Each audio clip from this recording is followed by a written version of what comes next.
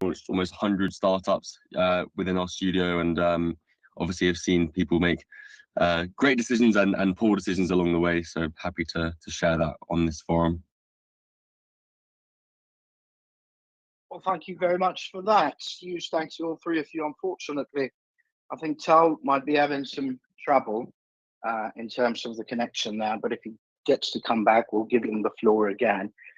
If not, it would be nice to hear in terms of what you've seen go wrong and what you've seen done well. So if you can think of a do and a don't each, if you can make them different to each other rather than using the same input, that would be great. So maybe we can start with Tom on that, and then by Rav, and then Robin, please. Yeah, sure. So I think for me the biggest do is around building traction before you have a product. I think I've mentioned this a few times on here, but it's just a real trend that we see with the founders that we work with who are able to build momentum in their startup, build momentum in their product, and generally kind of start to operate what is kind of a business rather than just an idea, are those who have early adopters. And if you're in the consumer space, that might be 20 to 50 people who are willing to test out your product and give you feedback, who are in your target market. If you're in the B2B space, maybe that's just one or even two design partners who are willing to pilot your product, but having those ready to go before you actually launch your product. And that means that you would have done some refinement of your messaging, but also refinement of what your product is going to look like before you launch it. And it means when you do launch, you can hit the ground running, start to build momentum, and that's a really important thing in the early stages. In terms of a don't, I think one thing that we see a lot is founders trying to automate everything and create seamless kind of end-to-end flows from the very start of their journey. And I think one of my biggest don'ts is don't try and take yourself out of the equation as a founder too quickly. I know even from the very outset, a lot of founders have concerns about scalability and things like that. And I think, obviously from a tech perspective, you want to make sure your technology, the pieces which are technologized and automated do scale. But I'd say from the early stages, also think about where you can keep yourself in the process in terms of allowing you to keep your product simple, allowing you to really still kind of have a bit of oversight on how your users are interacting with the platform and your offering. And so, yeah, my biggest don't try and over automate too quickly and build infrastructure and frameworks that you may not need in the long run. Keep yourself in the process and keep learning from your users. So those are my two. Thank you, Tom. Byram? Almost stolen my don't.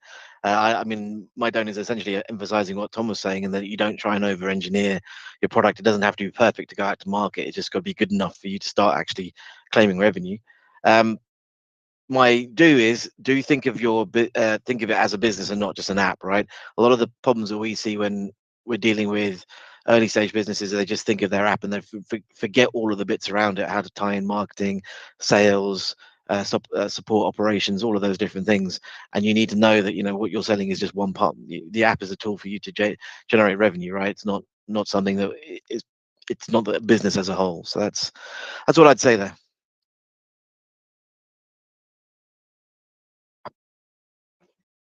Shall I go now?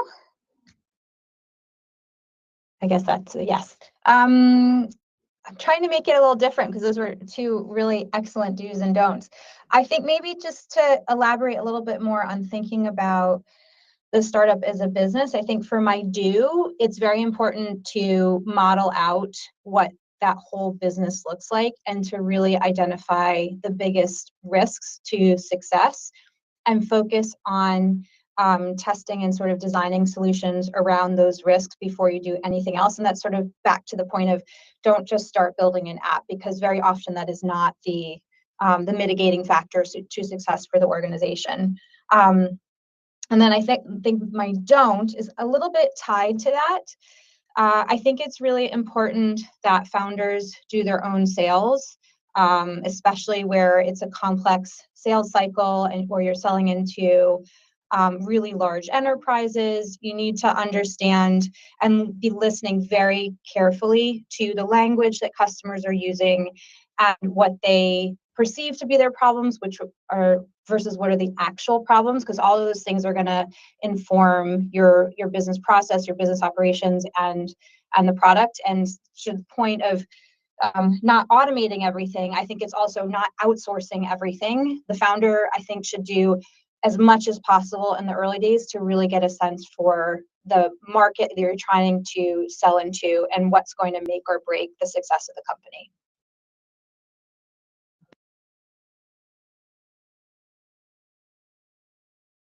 Thank you very much, all three of you. Tal, are you able to talk now?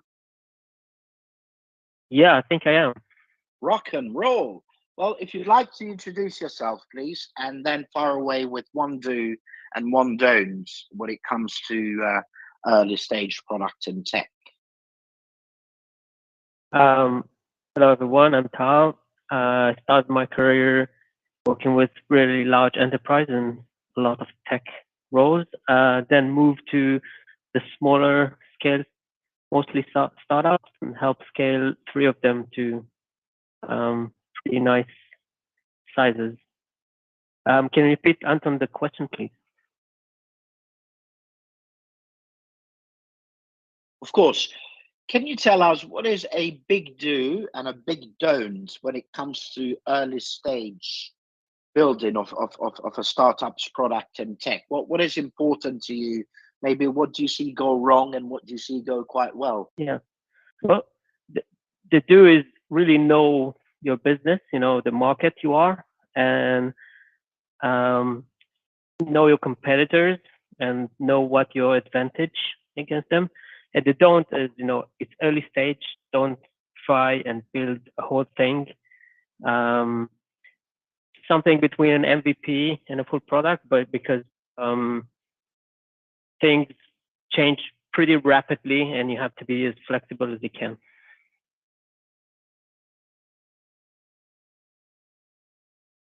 Okay, well, that's some amazing stuff. Thank you very much to all 4 of you. We now have only 41 minutes to go. We're here to take questions from startups whilst building your early stage product on tech. Again, those questions can be on anything to do with early stage product and tech, whether you want to know about product roadmaps, designs, prototypes, testing, maybe launching your MVP and anything in between or beyond for that matter. All you have to do is, if you are following us via the live streams, then you need to join us here on Microsoft Teams. It's an audio only chat. Quickest way to get here is either click on the links on the live streams or simply go to our website, startuptoscaleup.club. Look for today's session, which is Startup Product and Tech Q&A 152. Click join, quick registration. That gets you a link to your email, and through that link, then you can join us here. Drop your question in the chat, and then we'll give you the mic. Now, if your questions today are not on product and tech, then please save them for the other conversations we host. On Mondays, it's talent. On Tuesdays, product and tech, as you can see today. Wednesdays, it's growth. Thursdays, fundraising. Second Friday of each month, it's UK startup law. And third Friday of each month, it's UK startup finances. They're all from 12 to 1 p.m. UK time. And you can RSVP to any of them via our site, startuptoscaleup.club. And actually, when you're there, you might want to join our WhatsApp community. At the top and bottom of our site, there's a WhatsApp icon that leads you to some groups with founders and investors and operators that you can kind of have a peer-to-peer conversation. Now, without further ado, as we're getting ready to receive some questions live, hopefully, rather than just the ones you send in to us. So this one, and I'll read it out loud for those of you on the live streams, but my team here, they can read it in the chat. And by the way, panelists, if you'd like to drop your LinkedIn URL in the chat, it would be great, because that means people going through this recording will be able to reach out to you if they want to. And, just before the question, actually, we've had about 280,000 people go through these sessions in 4 years, and none of that would have happened without people like Robin and Tom and Bhairav and Tal. So show them your love and follow them on LinkedIn. Now, without further ado, quickly on to our first question. This is a mobility tech founder based in Manchester, seed stage, and he's got an automotive engineering background. We created a subscription service for electric vehicles, EV rentals, targeted at consumers who want to try out EVs before committing to a purchase. So our challenge is that consumers are curious about EVs but hesitant to subscribe due to concerns about range anxiety and charging infrastructure. They're also unsure if the subscription cost is worth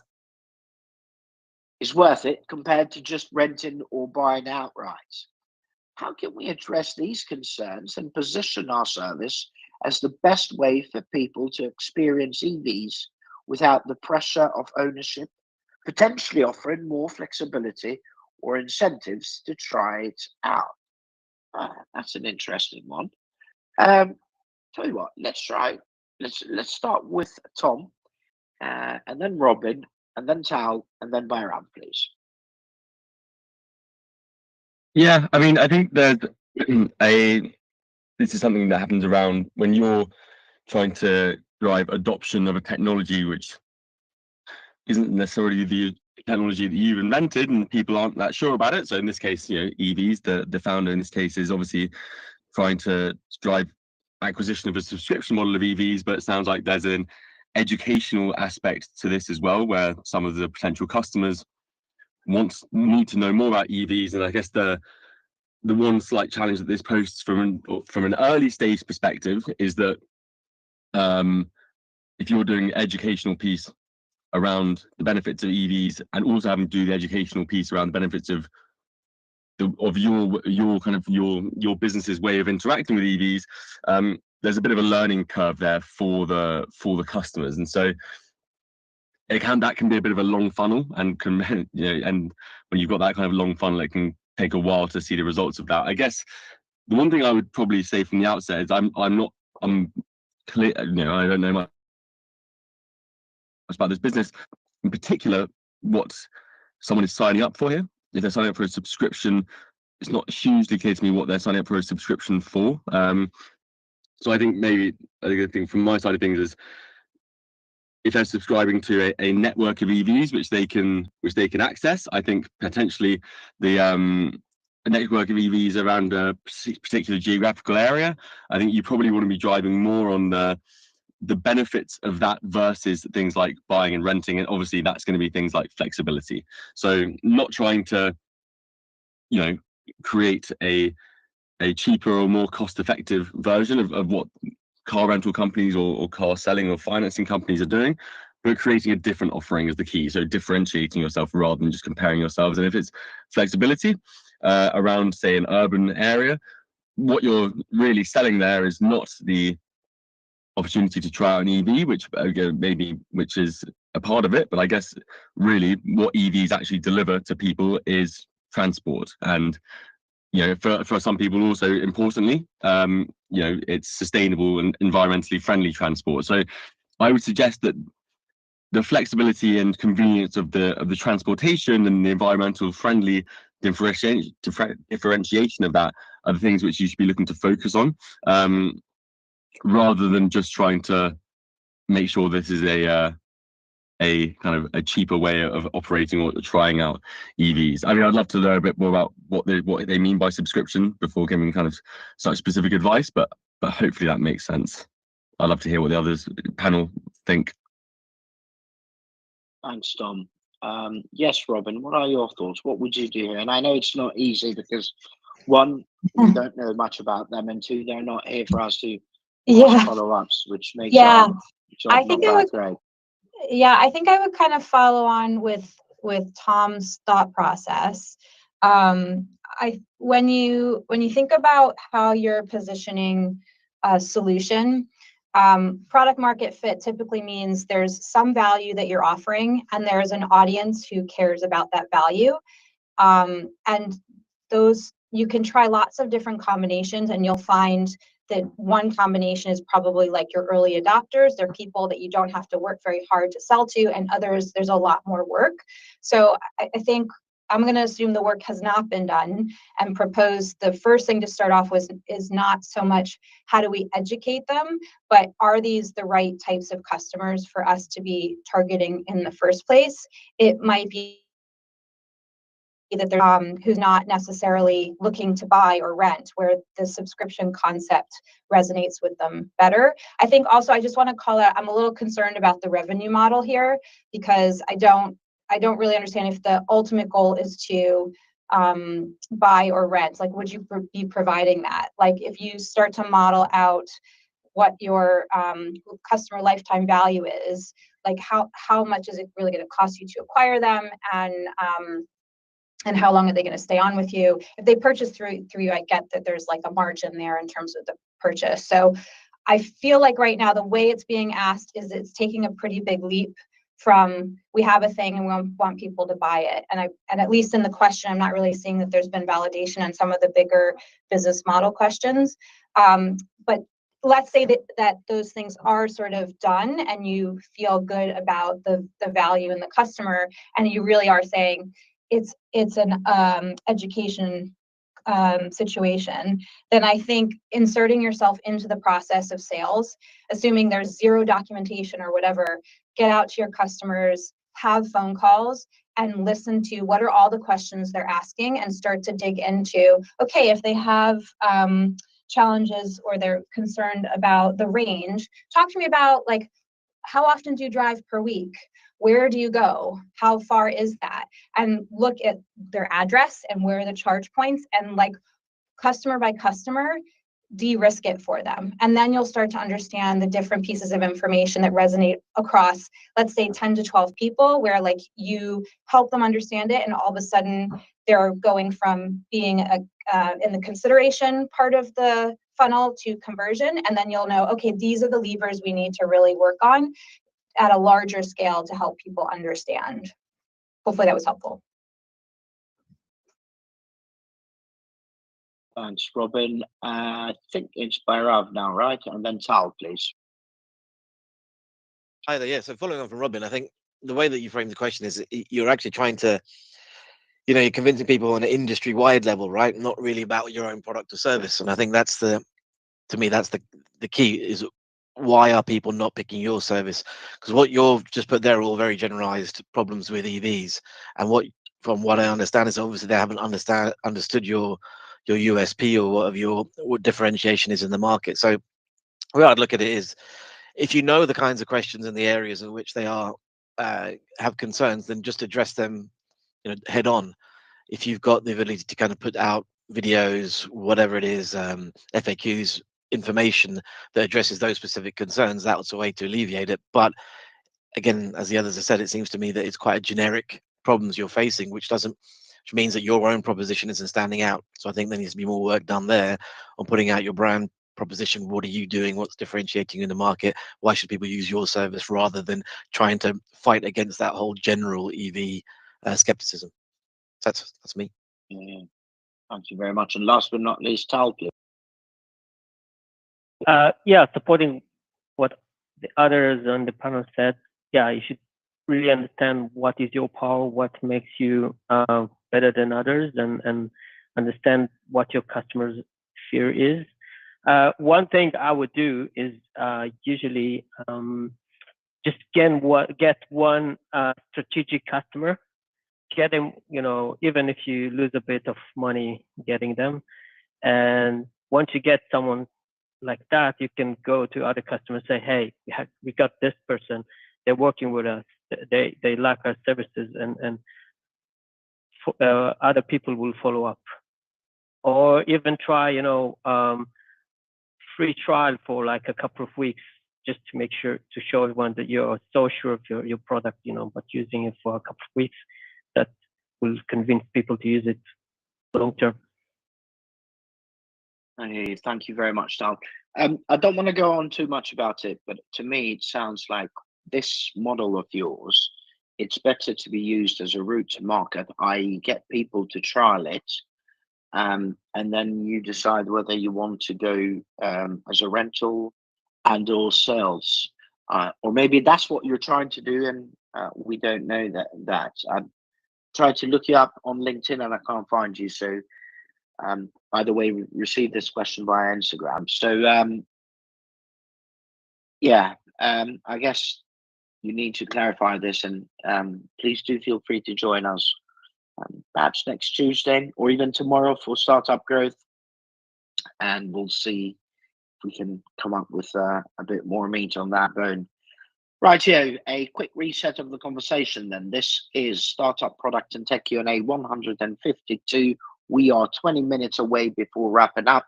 We're helping founders with whatever questions you have whilst building your early stage product and tech.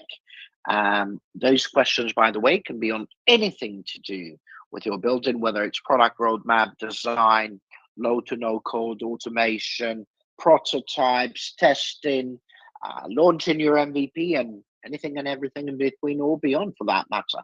If you're following us via the live streams, please be aware that unfortunately we're unable to monitor your questions there live.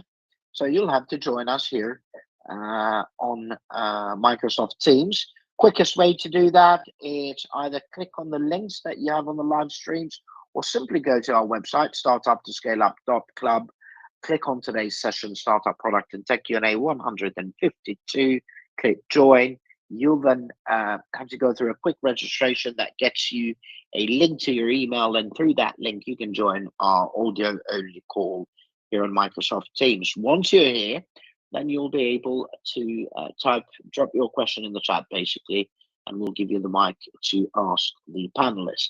Time does fly, and often when people leave it for last second, we end up running out of time. So my advice is to do that now if you do want to get any answers. Now, if your questions though today are not on product and tech, please save them for the other conversations we host. We are currently doing 6 of those. Monday's talent, as you can see today, Tuesday's product and tech, Wednesday's growth, Thursday's fundraising, second Friday of each month, UK Startup Law, third Friday of each month, UK Startup Finances. You can RSVP to any of these via our site, startup2scaleup.club. And actually, when you're there, why not join our WhatsApp community, which is groups with founders, investors, and operators. And you'll also get alerts for future conversations via those groups. Now, without further ado, we'll go on to another question. This is shorter. So by next October, we'd like to start raising Series A for our EdTech startup in Birmingham, serving primary school students, but our UX doesn't seem engaging enough for young learners. What are the best practices for creating an intuitive, age-appropriate UX that enhances engagement without oversimplifying the learning tools? Oh boy. Okay, another one a bit generic, but maybe we can, how about this? Let's try and go to Tal, then Robin, then Bayram, then Tom, please. And let's try and, if we can, about a minute each rather than go on for longer than that. Tal? Yeah, I can make it really, really simple. Think like a kid, I guess. Make sure it's fun and super simple and easy to touch, and give rewards and all the things that keeps kids really, really happy. Very good. Thank you very much. I think the next one was it Robin? I think so. Robin? Yeah. So I'll just say there's no such thing as like best practices in UX for kids that I am aware of that is useful. First, you need to narrow down to which age group you're talking about, because it's quite different to be trying to engage an 8-year-old versus an 18-year-old. So you haven't put it here, but I assume primary school, if you're talking about, you're probably not talking about all age groups. So narrow down on that. And then the thing is to really understand the use cases. So I would start to do like user journey mapping to understand and do customer research. When are they using it? What are they using it for? What are they trying to accomplish? Who else needs to sort of touch base on this stuff? Like a parent is very often around for primary age school kids, and really start to then do prototyping and testing to come in with a specific use case and watch them and ask them lots of questions like what's working for you, what's not working for you. I think also separate out UX, which is what they're experiencing within the software, from content, because assuming you're trying to teach them things, and sometimes the lack of engagement comes from the content not being a good fit, and that is a different skill set to optimize on. And I'm working on this right now with one of the companies I work with. So I understand your pain. So feel free to reach out to me directly if you want some more specific feedback. Thanks a lot for that, Robin. I think next one, was it Bhairav? Yeah, Bhairav, and then Tom. Yeah, so we do a fair bit of work with edtechs and across all age ranges. And I think I echo what Robin says. Only things I would add in there, I would say that you remember the kids learn in different ways, right? So you want to have different styles of engaging those kids. So some might be visual, some might be more mainly pictures and diagrams. Some may just like to read and take in information from there. So figure out obviously you got the age group. Figure out the different types of learning. As Robin said, you've got to separate the content. Different contents will have different UI UX. Will be better presented in different ways, right? So you can't present everything in the same way. Gamification also works. That helps with kids get reward. You also want to get them amongst their peers. So one of the things that we found that kids love to kind of compete against other kids, right? Maybe not the primary level, but see their achievements and how they rank. So key is to get, just put a bunch of different UI UXs and different use cases in front of the kids and see which, and get that feedback directly. Yeah, and I think just kind of following up on that, I think all those are really good points. I think like Bhairav said, I think UX is one thing, but I don't know what your platform does, but if it's trying to get kids to learn maths, no amount of sort of nice UX is going to make kids love maths necessarily. So I think it's probably more about the delivery system that you're using for that. And yeah, as Bhairav says, there's other ways of doing that, bringing in sort of gamification. So maybe it's the systems around the way that you're delivering the platform, as opposed to just the interface, which the children are using. I think the only other thing I would say on here is just also being aware of what your goals are for the platform. So I know you mentioned raising a Series A. I don't know if this is something that you are selling to schools or selling to students or to consumer focused consumers directly. But I guess the main thing as well is, like, if you're selling a tool which is going to help or has given a guarantee of kind of increasing literacy levels, making sure you don't lose that in whatever you do to drive this engagement. Make sure that your system remains robust in that way, because obviously although your end users, you want to delight the students who are your users, you also make sure you're delivering for your customers as well. And I think when you get to the stage of raising an investment round, the customer will be the metric which gets you there more than anything else. So yeah, that's just my final point on that.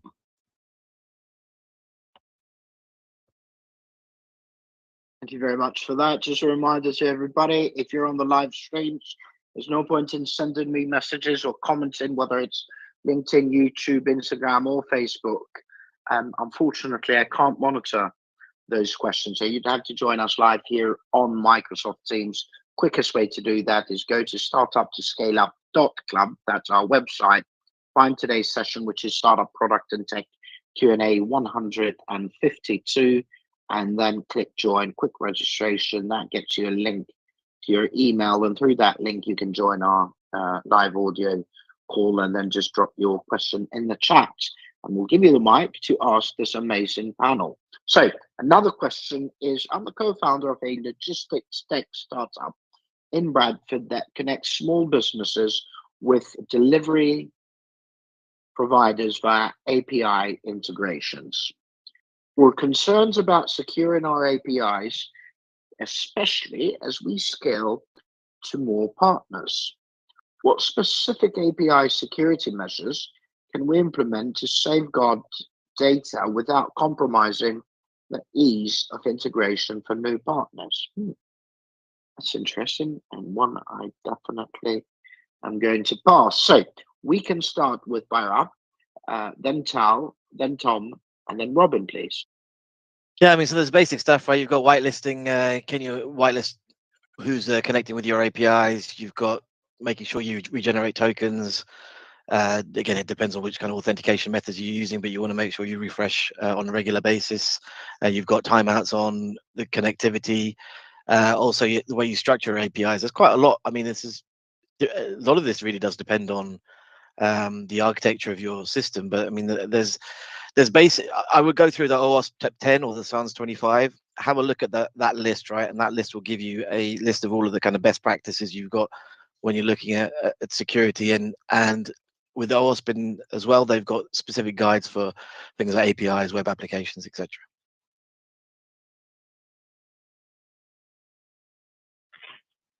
Yeah, I totally agree with that. And there's the fundamentals like using HTTPS, encrypted one, and using API keys. And after that, every oath and everything. The thing I would add is probably start monitoring your APIs and look for any suspicious activity starting from the beginning. It's not too early to do that. So I would do that as well. Yeah, I think that's the kind of Hal sort of mentioned. The only thing I was going to add to Bhairav was the from the early stages, you can do your own diligence, and I think that's a really important part, especially even at the early stages of onboarding clients, is making sure you're there to proactively stop any bad actors. Using your own diligence. So that would be my only kind of point there. The other thing, actually, just to step in, is documentation. Just make sure you've got good documentation and it's up to date. Yeah.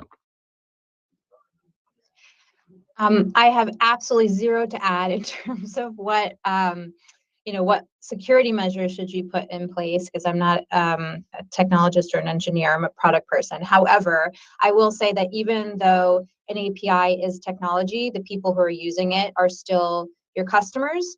And I know, having worked with lots of small businesses in various industries, which are more sort of tradesmen organized, the tech teams at some of those organizations are not the most tech savvy. So I would just also consider, when you're putting security measures in place, don't overdo it. Of course, you want to secure that data, but make sure that it is easy for the technology teams who are using it to use it. And you may need to think about your security strategy for the customer base, rather than sort of enterprise level, which, if you're working with an Amazon or a Meta or whatever, their capabilities are much greater to handle a lot of complexity.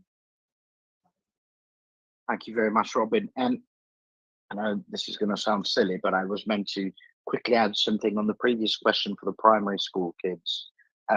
Totally agree. I think it was Robin who last made that point, that you should go niche and pick an age and so on.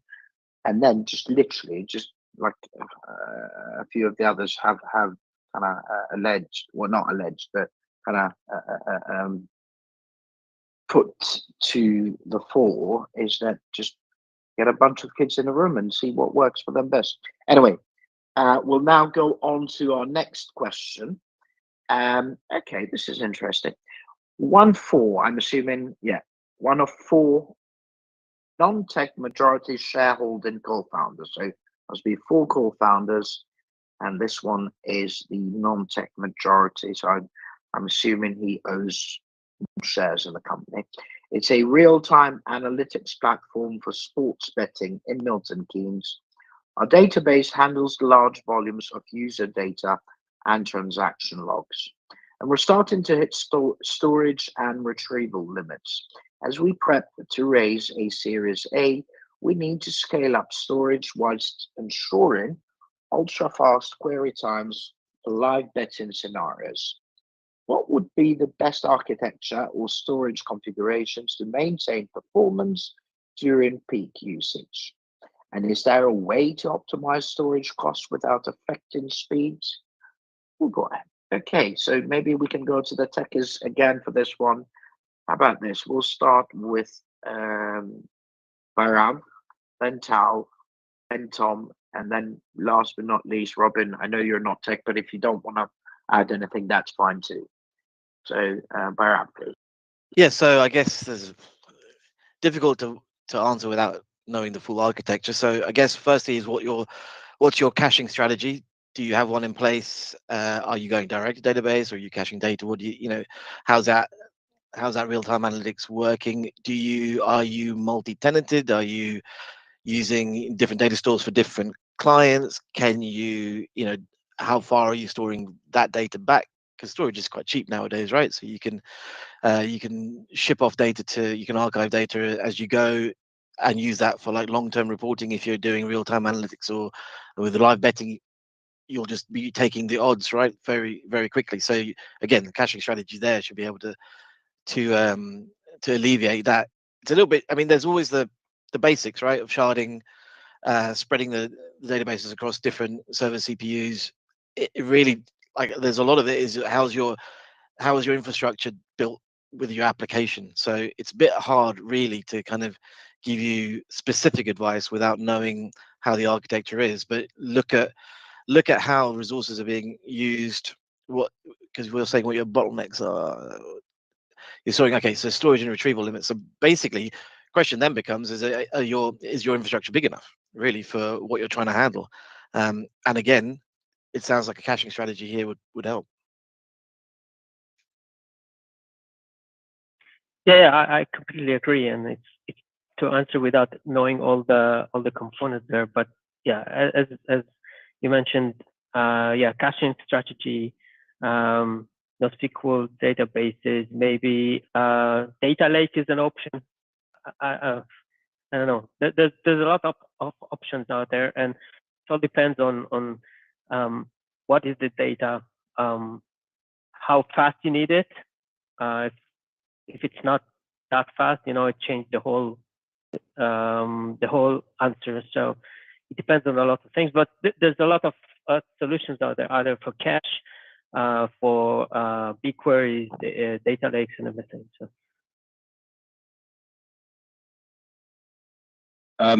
Yeah, nothing to add from me here, to be honest, on this one. So if you have anything, Robin, feel free to take it away. Yeah, nothing to add on the approach to it, but I do want to call out, there's a company called Fastly.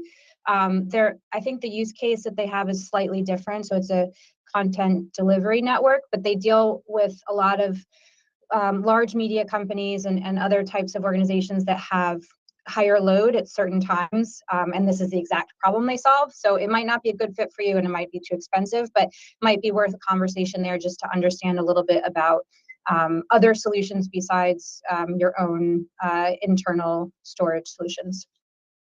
And the only thing I would add to my thing is to say that if you want to geek out, there's a good site called highscalability.com that talks about some of the larger players and how they architect their solutions. So you can have a look at what they're doing. That's interesting. Thank you very much to all of you. Okay, we'll go to another quick question I've just put back in the chat. This is a sports tech founder in Northern Ireland. They're at seed stage, sports science background. Then he goes on to say, problem: we're developing a performance tracking wearable for amateur athletes. We've built a working prototype, but battery life is a major issue during high intensity activities. How can we optimize battery performance without making the device too bulky or expensive? Jesus Christ, you've asked $1 billion question and you can't even be bothered to join us here live. Any rules of thumb, any stuff that these people can read? I see Bhairav, it's unmuted, so we can start with Bhairav again, and then maybe Robin, and then Tom, and then Tal, please. Definitely a different bunch of questions this time around. I'm not a hardware person, but a lot of the questions going to be around what is a battery being used for, and does it need? I mean, so battery optimization is all based on utilization of what is the battery actually being used for. Can you make it more lightweight and have it so that it just sends it? You maybe need a smaller battery that allows you just to just send out data as rapidly as possible without you having to kind of do any processing within the wearable itself. Again, it's a bit of a difficult one, not knowing what the wearable actually does. But the question would be, if it could do less processing, you would extend your battery life, right? Yeah, I can't. I'm not, like I said, I'm not a hardware person, but that's the basic I can give you. Yeah, thank you very much for that. Yes, Rob. I don't have a lot of experience with hardware, but my point is sort of the same. What does the battery actually need to do? So maybe a way to investigate with your team is to look at other wearables out there and kind of reverse engineer a little bit about how they use the battery. So I wear a Whoop, which I wear on my my wrist. It's pretty small, this battery, but it doesn't do automatic upload of the data into the app. It's actually just storing it, and then all the processing is happening off the wearable device. So I think you could look at that, and you could look at other wearables to see what are different strategies you could take. And then maybe also just an idea of, because maybe none of us here know too much about wearables. I think we're all mostly in the software space, but there are lots of organizations out there that help with like innovation of hardware. So it might be worth a conversation to see if you need some extra help that's not on your team, or even there's lots of universities are doing research in this space, and you could potentially partner, and that would be a cheaper way forward to get more innovation in the team. That sounds good. University routes. I think the next one, oh God, I forgot now whether I said Rob, Tom or Tal, but either of you, whoever wants to give it a try. I can take that. I would do a couple of things. The first one is software and firmware optimization. Make sure that you're on the latest, and that also will help. The second thing, there are a lot of battery types. So again, not a big expert on that, but probably worth the research to know which one is the most optimized one to use. And the last thing I do is do some research about your customer experience, see what is super important, what is less important, and change the battery optimization according to that. So these are my 2 cents. Oh yeah, sorry, can I just jump in? Yeah, I just had a thought based on what you said. Wearables don't have to go in one place. So like, as you're looking at what it needs to do and what it's being used for, could you potentially move it to another part of the body that allows you to have, increase the battery size? That might be another thing to look at.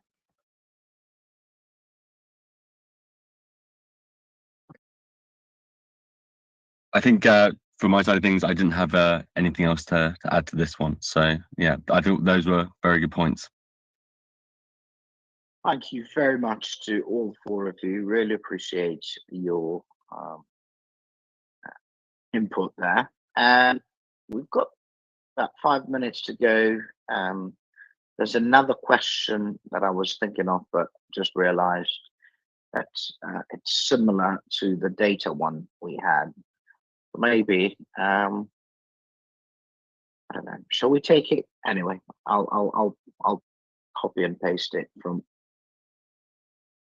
my email here. Bear with me then just a quick second.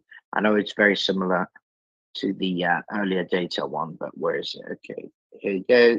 Just posted that in the chat, so I'll read it out loud for those on the live streams.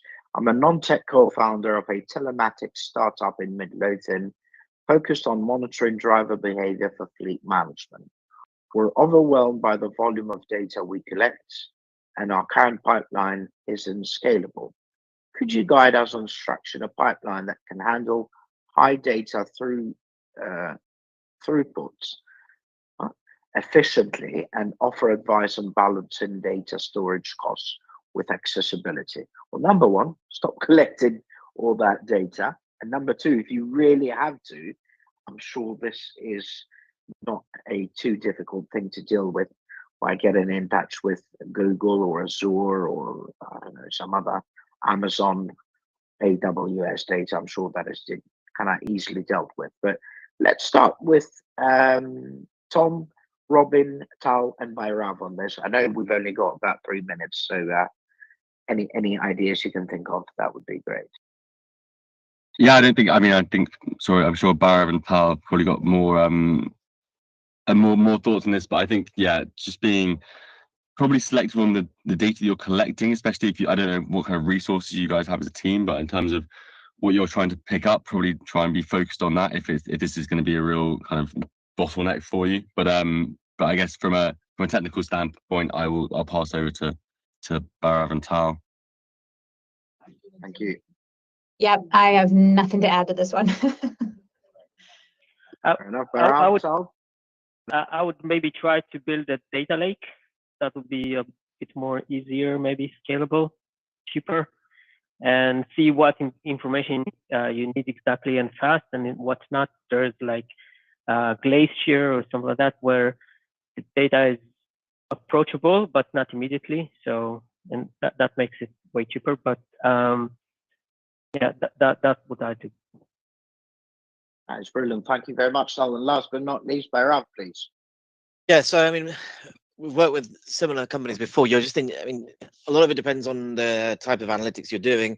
But if you're ingesting, you've got different load balancing that you can do across different databases. I'm agreeing with Tal. You really kind of want to build a data lake. A lot of this is just down to hardware, right? And so again, it's just looking at your infrastructure, deciding on what is your strategy when it comes to the fleet and fleet management. How are you grouping all that data? Because that tends to be where you get a lot of the problems, right? Because there's a lot of information flying, but that information can fly and store. It's when you're trying to relate that data back that becomes a problem, and that's where data lakes make it much simpler. But also you want to essentially just collect and then have another process that does whatever you're doing with the data further down the line, trying to do it all at once. So try and compartmentalize what you're doing with the data and only touch it when it's needed. Well, thank you very much for that, lovely people. We are now at the top of the hour, which means we need to wrap this up. But I would love to hear some parting words if you've got time. So we can perhaps start with the lady of the house, Robin, and then Bhairav, and then Tom, and then Tal, please. And this is my first time doing it. What are parting words?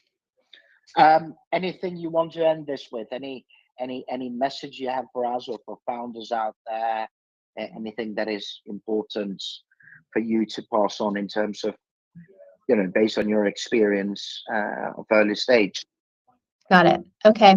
I don't have anything profound to say, but I will say that startups are really hard. You are doing a hard thing, and I admire everyone who is working on their startup, and just be really, really single-minded in solving one problem at a time in terms of building the business. Do not get distracted by things that don't really matter for you in the moment. Everything matters in the long term, but not everything matters right now. Here, thank you very much, Robin. I said Bhairav, didn't I? Yep, Bhairav, Tom, and then Tal. Yeah, so we had a lot of questions around scalability and managing data, right? The reason it's very difficult to give generic answers is because your business is going to have different use cases, but also different purposes for that data, different ways to use it, ingest it, and send it back. So I think the key thing is that whenever you're designing like large scale businesses, and in this case, there seems to be quite a few of you doing that, you can't just look at one thing in isolation. You have to look at the applications, the infrastructure, and the information architecture all together, and then devise a strategy around that that makes sense for you based on the various use cases that you have. I think you trying to find generic answers to what you're trying to do is never going to work. It always dependent on your business. So this is where it's very clear that you need to make sure that the business and tech are aligned. The devil is in the detail, and that is why our main core of this offer is to provide on-demand, tailored advice that works for you. And we can't bleed and do that if you're hiding behind a message and you're not here for us to ask any follow-ups. Thanks for that, Bhairav. Last but not least, Tal, please. No, not last but not least. We've got Tom and then Tal. Sorry, Tom. Yeah, I think Barry mentioned there's quite a few like data focused questions, and also even the other ones were fairly kind of technical questions today. I do think if you're in a team that's, I mean, it sounds like some of these teams are operating at some level of scale at this moment or already, in terms of the data they've got, but maybe also in terms of some traction they've built. I think if you are at that stage and you have these kinds of questions still, you should look to address these in a more permanent way. I'd say it's just this is more kind of a general advice piece rather than product specific. Whether that's connecting with a partner, whether that's a kind of technology agency partner who can help you out, bring someone onto your team. But these are these are kind of questions and problems you have right now. There will be more in the future as you scale, as you open up more windows and more doors and more avenues of your business. And so I would look to find not just a solution to the problem you're having right now, but also a kind of a channel for solutioning problems that come up in the future as well, if you're at these sort of stages in these kinds of businesses, basically. Thanks, Robin. Yeah. I just want to say I completely agree with what Tom said. When you scale, it's really important to save the problems now and not just wait for later, because later they'll be greater and much more difficult to solve. So yeah, I completely agree with what Tom said, and definitely the devil is in the details. So yeah, be careful. Here. Thank you very much to all of you. Thank you to those of you that tuned in via the live streams. Hopefully you've learned that next time you should join us here live on Microsoft Teams. It's audio only, which means you can join us from any platform, any device, wherever you are. The idea is quite simple. We're here to help founders with whatever questions you have and hopefully get you unstuck. We run 6 regular sessions: Mondays talent, Tuesdays product and tech, Wednesdays growth, Thursdays fundraising. Second Friday of each month it's UK startup law. Third Friday of each month it's UK startup finances. They're all from 12 to 1 p.m. UK time, and they're all available on our website, so you can RSVP to any of them via site startup2scaleup.club. And actually, whilst you're there, you might want to join our WhatsApp community. It's groups with founders and investors and operators and so on. And there's a WhatsApp icon at the top and bottom of our site. Hopefully you'll be able to join us tomorrow for Startup Growth. A reminder that for this one, I'll need to wrap up a bit earlier because I've got a meeting.